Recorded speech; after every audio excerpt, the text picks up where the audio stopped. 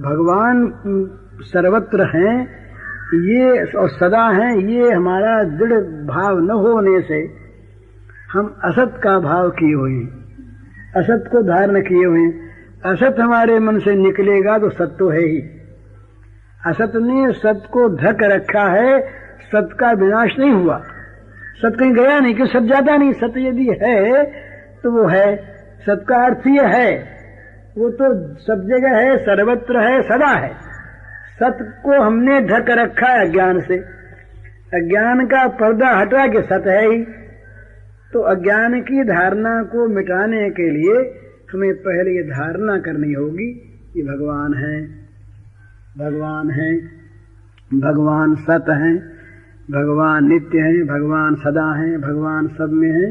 यूं समझ करके उन भगवान की तुष्टि के लिए, प्रीति के लिए, सुख के लिए, उन भगवान को संतुष्ट करने के लिए हम कर्म करें। ये कर्म फिर भगवान की पूजा बन जाएंगे। और ये कोई मुश्किल चीज नहीं है। घर में बच्चों के साथ, स्त्रियों के साथ, जो अपने से छोटे उनके साथ, अथवा जो हमारा विरोध करते हैं उनके प्रति खास तौर पर, क्योंकि वहां द्वेष जल्दी आ सकता है, तो वहां खास तौर पर कि अब की तो भगवान ये बड़ा ऐसा देश लेकर के आए हैं कि जहां वो नामदेव जी गए एक जगह, तो वहां कहते थे कि भूतों की हवेली, इसमें कोई रहता नहीं। तो रात को बोले भूत आता है, तो नाम लोगों ने कहा बोले इसको रखो, इसको कौन भूत खा जाएगा, तो क्या है। तो नामदेव को रख दिया उसने। तो भूत आया कि क्या आया पता नहीं, रात को एक लंबी मूर्ति उनको दिखाई दी। तो उन्होंने कहा आज तो भगवान नए रूप में आए हैं, ये तो आप कभी देखा ही नहीं। तो भले बने मेरे लंबकनाथ, उन्होंने एक पद गाया वहां पर, भगवान प्रसन्न हो गए। अरे भूत भी अगर था तो उसमें भगवान तो थे ही। भगवान से रहित भूत की सत्ता नहीं, भगवान से जगत की सत्ता नहीं। तो जहां सत्ता है वहां भगवान है, नहीं तो है नहीं वस्तु। तो जब सत्ता है तब भगवान है, तब हम भयंकर से भयंकर वस्तु में भगवान को देखें तो वहां हमारे मन में भय नहीं होगा, क्रोध नहीं होगा, क्षोभ नहीं होगा, द्वेष नहीं होगा। हमारी भक्ति उमड़ेगी कि आज तो बड़ा अच्छा स्वांग लेकर के तुम आए भाई, अच्छा इसी स्वांग से पूजा करेंगे। तो वो स्वांग फिर औरों के लिए तो भय की चीज रहेगा, हमारे लिए वो स्वांग भगवान बन जाएगा। यदि हमारे मन में भाग्य भगवान है। वो रत्नावती जी को मारने के लिए अम्बेर नरेश ने, जयपुर नरेश ने, रत्नावती जी रानी थी तो वो थी बड़ी भगवान की भक्त। तो उनसे राजा के मन में द्वेष हो गया, तो किसी प्रकार से मारने की इच्छा उसको। तो एक पिंजरे में सिंह को बंद किया और पिंजरे के किवाड़ ऐसे लगा दी ऊपर से सीख से खींचे जा सके, और ये कहा कि इसको ले जाकर के गाड़ी को, पिंजरे के को महल के दरवाजे पर, दरवाजे के सामने इसको लगा दो और ऊपर सीखता खींच लो। सिंह चला जाएगा अंदर, उसको खा जाएगा, बस छुट्टी हुई।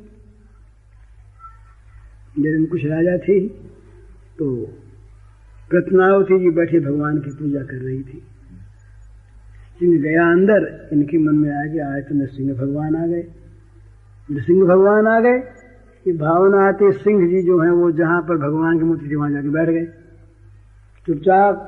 सिंह भगवान है ना, तो उनके अंदर भगवान तो है ही, अपनी धारणा होनी चाहिए। अभी जो पूजा कर रही थी मूर्ति की, इनकी पूजा करने लगी, धूप दीप नैवेद्य सारा का सारा, और ये बैठे बैठे पूजा करावे, अपनी चंदन भी लगवावे और माला भी पहन ली और नैवेद्य भी खा लिया, मजे में परिक्रमा आरती सब ले ली। बड़ी प्रसन्न वो स्तुति करें, ये अपना बड़े प्रसन्न। यहाँ सिंह नहीं थे, यहाँ भगवान थे। अब कोई कोलाहल सुना नहीं, चित्कार सुनी नहीं, बाहर खड़े थे लोग, बोले जब पकड़ेगा तो रानी रोएगी ना, दूर से आवाज आवेगी। क्या बात है, जाकर के झांका दूर से, देखा कि सिंह जी तो पूजा करवा रहे हैं अपना चुपचाप बैठे बैठे, और वो माला पहना रही, आरती कर रही।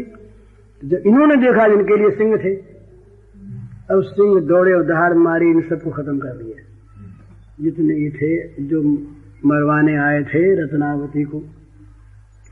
तो भगवत भावना, हम सच्ची भावना अगर हमारी विभत्स वस्तु और प्रेम से होता है, ये पशुओं में, हिंस पशुओं में रहने वाले जो जो मनुष्य होते हैं ये अपने व्यवहार से उन पशुओं को वश में कर लेते हैं। उनको सिंह नहीं मारता, उनको भालू नहीं मारता, उनके साथ हिल मिल जाते हैं, सांप नहीं काटता उनको। तो जब प्रेम से ऐसा हो जाता है तब सद्भाव से भगवत भाव से हो जाए तो भगवान तो है ही उनमें, भगवान तो है ही।